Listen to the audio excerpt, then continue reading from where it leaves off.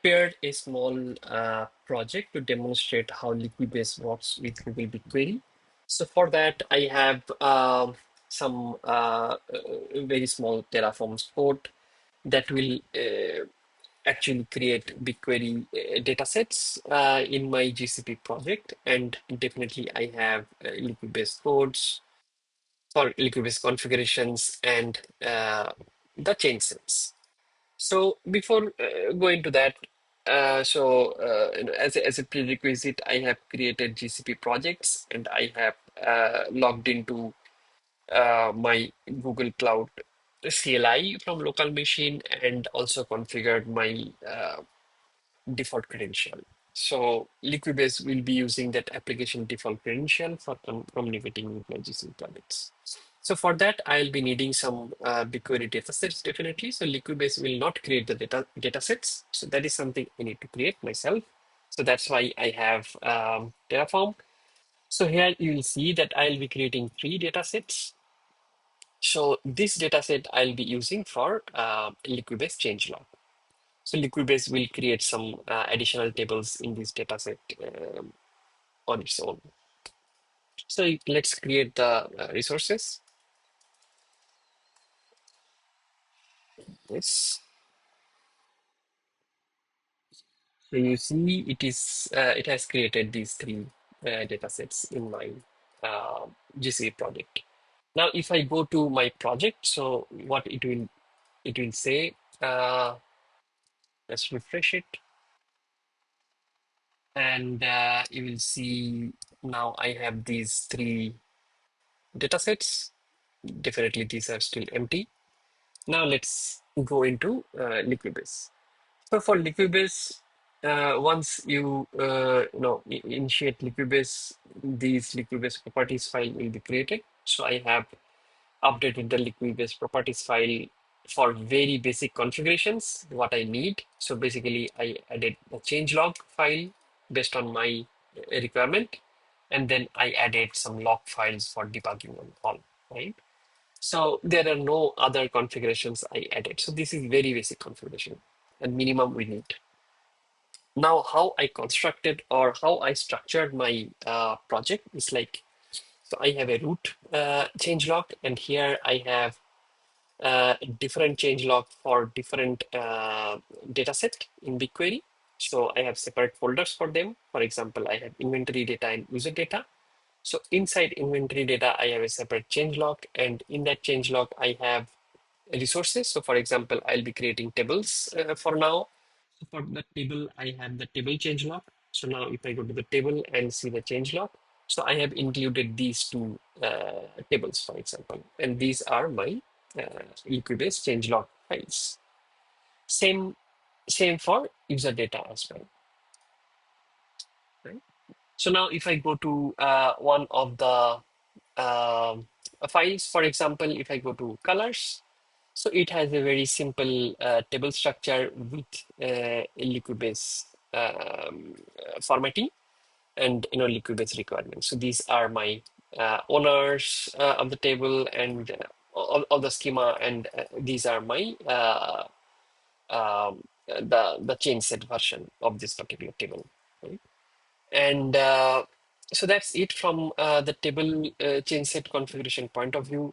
And then now if I go to uh, this properties file, yeah, so one thing I forgot to mention. So I need to, when I run the Liquibase commands, I need to, pass some additional details like the connection details to my project and the authentication it will use, and also the default dataset. So for that, I have created a environment variable. So here you will see I have the full JDBC path for my project. So you need to provide the GCP project ID and OAuth type 3. So this is basically, it will be using the local default credential. And this is my default dataset for Liquibase changelog. So that's the same dataset I created from Terraform. So now let's add this variable and see. So first command I'm going to run is Liquibase data. So I need to see that if I run Liquibase now, so what are the changes I have? So it is basically trying to connect to GCP and trying to see, what are the details currently exists at this moment in the log table. So at this moment, the log table definitely is empty. So it says that it will be adding these three things. So I have these three changes in my system. So I have these, it will add user one, it will add color one and book one. So basically it will create these three tables. Now, if I go to GCP and do a refresh again and see my table. So definitely these data sets are empty, but you'll see here it has created two tables. One is lock. So basically, if there is a operation going on, then it will be true, and then once that is done, then it will be false. So it's basically version lock. And then you have this table. So this table contains all the information like the ID, author, and all. So for now, at this moment, it's empty because we don't have any changes applied. So now let's apply our first change. So what I'll do a Liquibase update.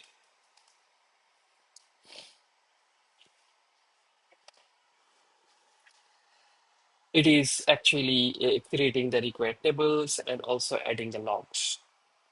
So let's wait for a moment. Yeah, it is done. So let's see. Yeah, so it has total change sets 3. So, and also you will see that what are the files it actually triggered. So now, and definitely if you want to see the logs, you will be able to see the detail log here, right?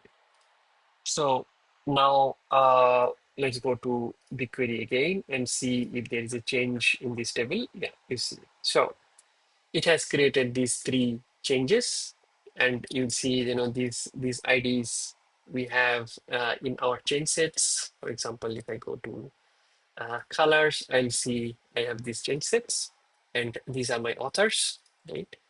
So you'll see these are the authors, the file name, executed when, order of execution, some checksum, descriptions, comments. I have not added anything. Like, so it is the Liquibase version. Context also I have not added. Labels I have not added. Tags I have not added. So these are definitely you can add based on your requirements. And this is my deployment ID. So you can see this is the deployment ID, and from this deployment, these three.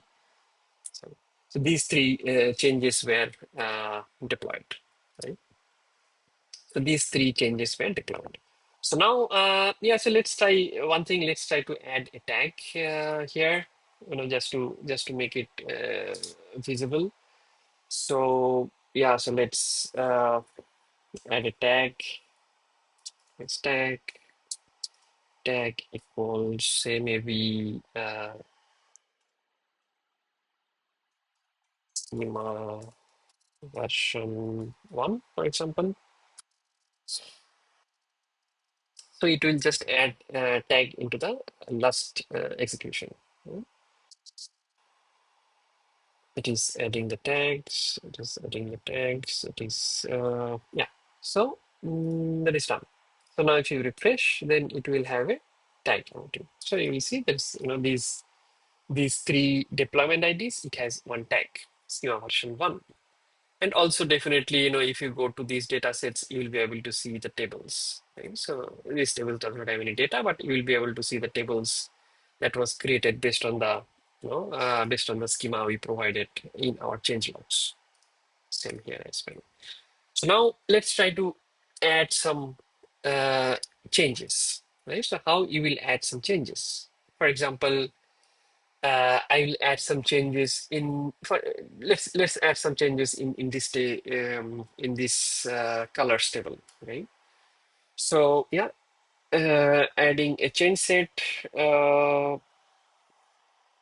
Let's name it colors 2.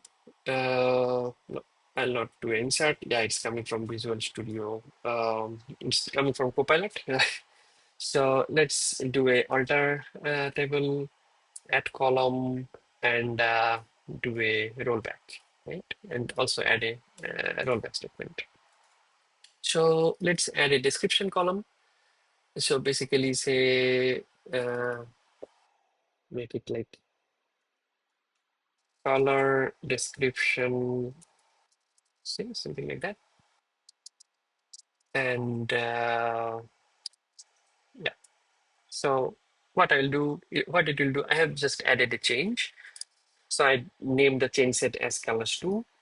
And then what I'm doing, alter table colors, add column color description as a string, and also adding a rollback statement. Yeah. So let's save it, and then again the same sequence. Check the status once just to make sure that everything is fine before actually running the update. Yeah, so you'll see that one change has not been applied, and this is the change you are trying to apply. So now let's add, yeah, so let's update.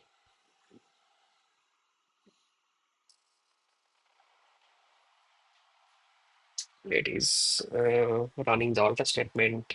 Uh,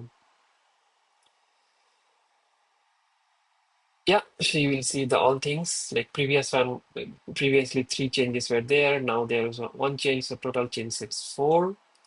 And yeah, let's go to this table. So you will see one more entry as colors 2. And the file, the checksum, and also it does not have any tags. We have not added it yet. And then you'll see the different deployment ID. Now, if you go to the colors, sorry. So if you go to the colors table, where it is, I think inventory.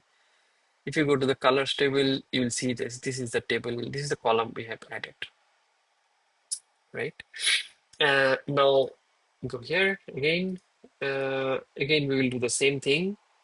We will just add a tag just to make sure it looks good and also it's traceable. So update the tag version to Snow version 2. It is just doing a running insert statement. That's it. Uh, okay, it's done. I think so. Yeah, it's done. So come here, we refresh and see. Yeah, it's added. So yeah, just say, just I want to show that how easily you can actually use Liquibase for with BigQuery to manage your schema and manage schema versions. Definitely, I'm using Liquibase open source, so you don't have all the features like rollback and all. But definitely, if Liquibase open source works fine if you have uh, like if you just want to get started with, and then based on that, if you need more features, then definitely switch to Liquibase licensed version, right? And these project structures, there are many different ways to structure this project. I did this project structure based on what I feel is proper and more manageable. I mean, you can say per schema. So if I'm doing any change in the schema, so I'll go here. So I'll not change in the root change log or anything. I'll go here. I'll go, if I want to add any new table, then I'll just edit here. If I want to adjust in these tables, I'll just edit here. So this is how I see it and I organized it. Definitely, there are different ways of organizing it. So yeah, so that was from my side, and yeah, happy using Liquibase.